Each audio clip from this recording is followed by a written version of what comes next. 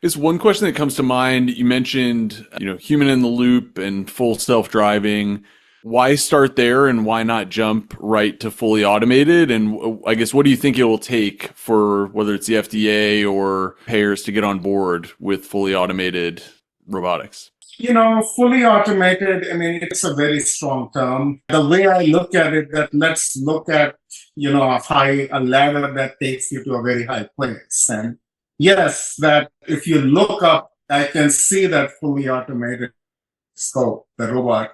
And that's a great vision to have. But, I mean, I'm more of a day-to-day operationally focused person. And what I'm really looking at is the first step right now. And I don't believe that is fully automated. We will get there. We are not there yet. There's a lot of things. We are not in the business of technology. We are in the business of evidence-based medicine. And evidence-based medicine not means that what can be done once.